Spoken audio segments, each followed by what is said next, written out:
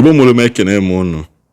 Igbo ndị njọma nji eme ọnụ ndị mụrụ nze mmụọ ọzọ asị m na ya dịla onye ọbụla na mma n'okwu ajụ ebe ụbọchị nketa atụ unu mana enwe vidiyo nwetara unu si na nwanne anyị nwoke gwakwa na Akwa Okuko si ya na ọ bụrụ na o mere ihe o kwesịrị ime number 1 ọ ya hapụ Anambra State jee ebe ọzọ jee mewe Dibia before he can succeed again. Then o were hotel hand ya mmadụ over wepụ onwe as ownership na if not that he will not succeed. That video. Nene that video yesterday can post to that video. I post to me anya. It's just you scroll to a bell on the channel ya fear.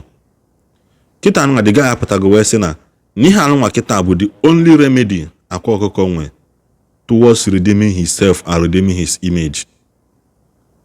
No eje cho de mmadụ dị ka Ogajike ka help ya promote kwu again. Mana Ogajike nke anyị ma kita bụ onye oshi. Onye oshi ka ọ wee kpere ma ọjọọ ka ọ bụ. Ọjọọ chọọ onye ọzọ dị ka ọ bụ na mgbe dị ka mgbe Okongwu Dibia ka nọ ya. Mana kịta Okongwu Dibia na-eji nwayọọ nwayọọ ehikpute isi. Ọjọọ chọrọ ọ na-epost video ya, ọ na-eme video ya sponsor. Ka o wee nwee ike na-aba ahịa, ọ chenji pattern cheghalịa, hapụ oke ite, hapụ ibobo, hapụ akparata, hapụ mkpọrọgwụ. Eji eme ọkanga. Bazia mkpọrọgwụ na mkpa akwụkwọ eji agwọ ya. Eji enyelu mmadụ aka. That's the only way o ji succeed. Biko achọrọ m ka unu nene ya bụ video. Unu fụkwa ihe nwanne anyị nwoke kwu maka nya ahụ post that video. There are so many reaction towards it. Na-asị biko unu adọgbuna m ihe mfu ka m wetara unu. Onye ọbụla ọ na-adịrọ na mma biko. Onye mee the video ka nọkwa ndụ. O nwebeghị. O nwe page nke unu jee die unu agwụ ya. Ihe mbụ onye mgbasa ozi ebe a nọ n'ozi ka m na-agbasa ka m wee liberate ya some mental slavery ndị mmadụ nwe maka ya pụtagosi na ihe omenala a na-akwu na everybody na-anachi ya back to root na people asịghị m na omenala bụ ajụ ihe mana ijizi ya na-eme ajụ ihe is something ndị against. Yotago, choose you this day the God you whom you will serve. As for me and my family, we will serve the living God. Obo ha ajụ ihe. Mwe choose gosi oke na mmefe Chukwu okike. Ever living God, God the Father. Nke bụkwa na mpe nwa ya bụ Jesus Christ. The third person of God being the Holy Spirit. 3 persons in one God. Ebe ha ka m belong. Amazụka m ihe ọzọ unu na-ekwu. Onye ọbụla nọ na nke onwe ebe ndị ọjọọ na-anọ. Omenala ha ndị ọjọọ nọ na ya. Na ndị nna nna ha nwụọ before ụka abịa. Onye ọbụla metala ihe ọma kwụba aka ya ọtọ ihe keta alaeze n'igwe fụ mmadụ ibe gị n'anya. O socha na iwu Jesus Christ webata fụ mmadụ ibe gị n'anya ka isufu onwe gị n'anya. Ọ ya nwa na-ekenenụ vidiyo akwụ n'ofu ihe m na-ekwu n'ụbọchị nketa. Daalụ na ndị nke m ọdụ mmiri nwa aka alụ. Abịara m ọzọ ka nzie unu ozi chimsi nzie unu. Ịma nya m pụtara ebe a wezie akwa ozi ife ya bara uru ife ya azọ ya ndụ ndị ama ma ha nwekwara uche pụta na comment section na-akpọ m iyi ma ndị si na ya eme m arrest na ya eme nke ọzọ wee nsogbu adụrụ a na-eche gị menụ m arrest ime m arrest ka egwazie m mgbe ịzọ mmadụ ndụ jụ eburu ajọ ife na Naịjirịa mee m arrest mbụ Akwa Okuko gee ntị na vidiyo anụ a na o nwere vidiyo m play gị na ị ga-esi this video mma na-echi back bịa analyze ya and ị na-ege this video ị jump na ya gebi ya bit by bit until ọgwụ gee this video. Thank you. Akpọ ya ụdụkpọ n'ife mmụta n'ọnụ nna m ka mmụta nya bụ ife a na-akpọ ya bụ ụdụkpọ ọnụkwu ọgwụ ka ọ bụ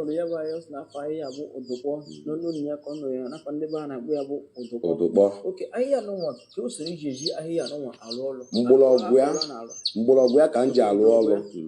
Mgbọrọgwụ ya ife ọ na-alụ bụ ife gbasara alụ onye na-enwe wundu n'ụkwụ wundu jụrụ na ọ ya ana ọ bụ na iweta mgbọrọgwụ ya ịkpụọ ya akpụọ.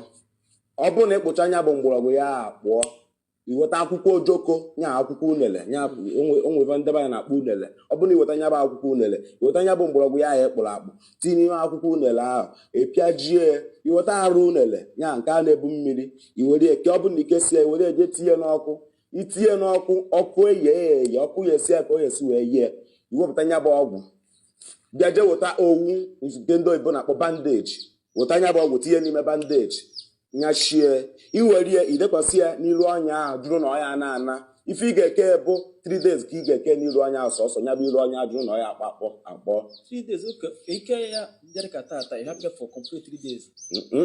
Ọ bụ na ike tata n'ụwa ị ga-anapịa tata napịa echi napịa nwanne echi bife tọpịa otu aka ị esi wee kegide eke 3 days.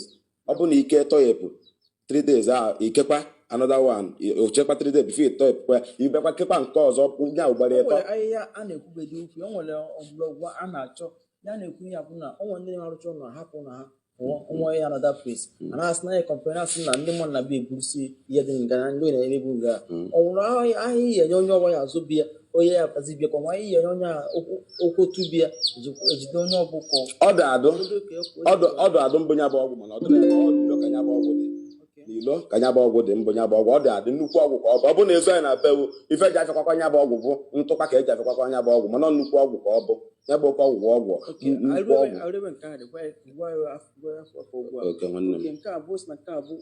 nke a bụ ụdụkọ mana mgbọrọgwụ ya ka eji alụ ọrụ nke a bụ ife nna m na-akpọ nke a bụ kere ife na a na-akpọ ya oke ọgwụ ka ọ bụ mgbọrọgwụ ya ka nna m ji alụ ọrụ ekwe anya nshi ka nna m na-akpọ ya bụ ọgwụ ekwe anya nshi nya dị ife a be dibịa ọbụla ije mana ịfụla ọgwụ a ịma na ọ bụla dibịa ka ọ na-eme ọ nnukwu ọgwụ ka ọ bụ mmadụ erie poizin ozugbo ịnọ ebe ọgwụ adụ jee chọba mgbọrọgwụ ya ka iwere mgbọrọgwụ ya nye onye aka poizin ahụ oriri ka ọ dara ujuo na mmadụ riri poizin nọ ebe onye ahụ riri poizin ịfụ ọgwụ a jee chọba mgbọrọgwụ ya weta mgbọrọgwụ ya nye onye aka poizin ahụ oriri ka ọ jụọ oyi ka o nwere onwe ya.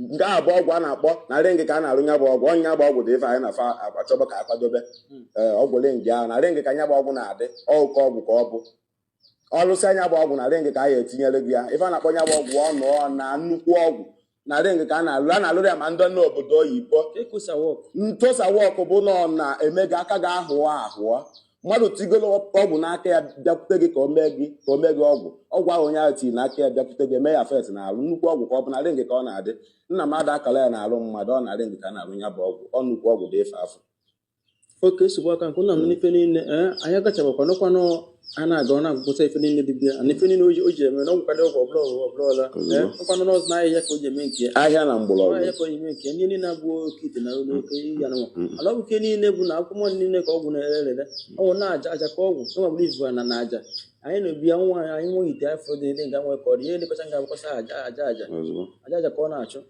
so ngwa anyị fesara nke welcome back. Akwefu na ige this boy ntị na ife ọ na-ekwu na ife niile ọ na-ekwu ebe a bụ ife gbasara ịzọ ndụ ka esi azọ mmadụ ọnya bụ ife ji malụ dibịa Igbo with a bit of ọrụ mmụọ ịzọ ndụ kwa ọ ife a ka eji malụ dibịa gbuo ịzọ ndụ akwa ige this boy ntị from beginning to end ihe a bụ the half of the video. If you watch the video, jee na nke Ogajik, watch the full video. Akwa Okuko, ọ bụrụ na full video, this is your calling. If you find this boy na-eme, gboo jik, si ya link ya gị up to this boy. Mụọ ife this boy na-eme. Ịmụ si ya, dishon ịmụtara ya, dishon ọ na-arụ ọrụ n'aka gị, dishon iji azọ mmadụ, nya bụkwa na wayo. Ịmụ si ya, were ya pụtakwa online again. Ka ị gwazie mmụọ na your glory ama na-achi back to you again. In ife na wagi this thing jik kpọọ jik na phone si ya link ya gị up to this boy. Mmụọ ka esi azọ mmadụ n'aka this boy. Ịmụsa ya pụta online again ọ bụ na your glory a na-achi back to you. Si m na ọbụrụ mmụọ wudu mmiri nwa aka alụ na-ekwu ya. Mbọchị ọzọ ngwa gị okwu again, no listen to me. You know why? The reason no ngwa akwa cast ọrụ dibia on social media ngwa mebiri everything, mebiri our youth. The only remedy for you now, ibido kwa wee dozibekwa ife again. And the only way eji wee dozi ife bụ ife this boy deme. Jee mụọ ka esi azọ ndụ, ịmụcha ya pụta again online with this kind of thing. your glory will return back to you.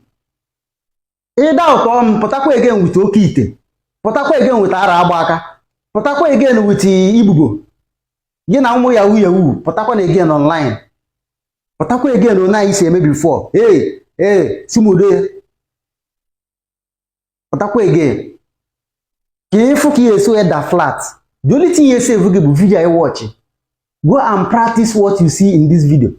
Hapụkwa ụmụ okoko anọ online na-asị gị PPP. Wait, power pass power. Onwe kwuru ndị agha bala gị. All this kind of hell nke hell kata gị ịbanye na problem. Hapụkwa all those people na-eme gị PPP online. Ndị enwekwe ni ten nwere isi agha contribute. They just want you ka ị na-enotice ha. They don't want to tell you the truth. The only way to rebuild yourself, Akwa, follow the footstep of this boy known at this video. Call Jik. Make Jik connect you with that boy. Lay models over. Okay, if that boy is very, very genuine, very, very honest. No, no umpire melenka, no umpire. Or when you have to sumude, Attire, agwerekba. When you hear honestly, the boy can be pure. The boy had be corrupted. Just get that video na Jik. The boy kanya obi ka dey know o ka na put off for a corrupt to be that boy. But with time, about social media, fuba hotel, fuba moto, fuba no. I know one day why I corrupt here or join all the gang. More am if you post the video. Obi the boy can be very, very fresh. Can't say after another video. If I can need Akwa, go back to your drawing board, follow the footstep of that boy. Join all together with Oromokwa. Hapu, all this okite, ibubo, igogo. They don't cast go. And they remember if I'm wagi, leave Anambra State. Anambra cast go for you. You don't cast for you. Leave Anambra State. Join another state. Bido the oro. Ena put again online. Put out with new package of Ifa Ngosigi. Don't come back here with old package. You fail completely. Ekene mo haneze Ndi Igbo na-asị na adịla onye ọbụla na mma biko ka isi enenecha video anyị. Asị mo ine enenekwa video anyị na subscribe kwa na-etile anyị aka na the share button na-share kwa biko ijekwa je follow anyị na Facebook na anyị nọkwa Facebook. Anyị bụkwa na Igbo Channels TV na Facebook. Ile necha anyị subscribe tile aka na the share button. Then nke kachazi mkpa onwezi ihe ọbụla ịchọrọ ikwu drop ala ya na comment section anyị na-agụkwa comment unu solukwanụ na like one this post ka o nwee ike na-enweta more recommendation n'aka ndị YouTube. Asị m na adịlụ nwoke mma adịlụ nwaanyị mma biko ị na-ebe na-enene n'onu anyị asị m ihe ọma ya kpọ gị ihu asị m na adịlụ nwoke mma n'ụbọchị nke taata ka enwenụ mgbe ọzọ.